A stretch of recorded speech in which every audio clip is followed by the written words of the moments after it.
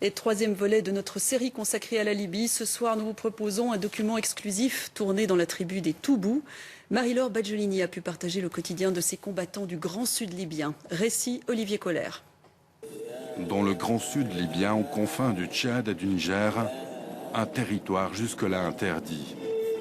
Y vivent les Toubous, une tribu oubliée du monde, réprimée pendant 42 ans par Mouammar Kadhafi.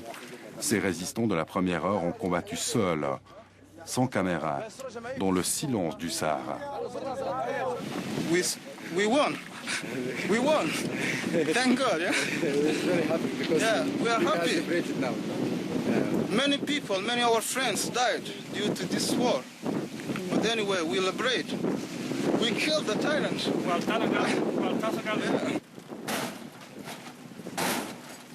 Les Toubous, cette tribu du sud libyen, a été complètement discriminée pendant 42 ans. C'est une tribu d'insoumis. Ce sont des gens qui n'aiment pas du tout l'autorité, qui la refusent.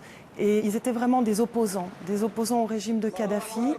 Et ils l'ont fait savoir. Et donc, du coup, c'est vrai qu'ils n'ont eu aucun développement. Quand vous allez dans le sud, c'est vraiment une région du tiers-monde.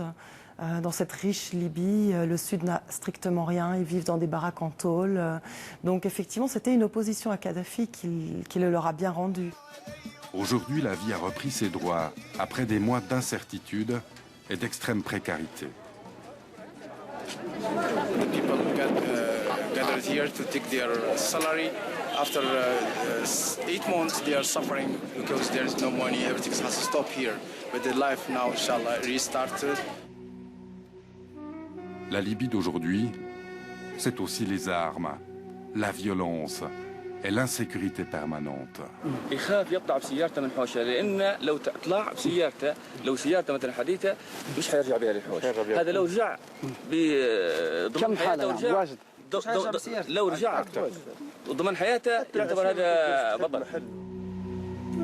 Aujourd'hui, la chape de plomb kadhafiste a disparu, mais dans l'immensité du désert, ce sont désormais les luttes d'influence et les rivalités tribales qui menacent.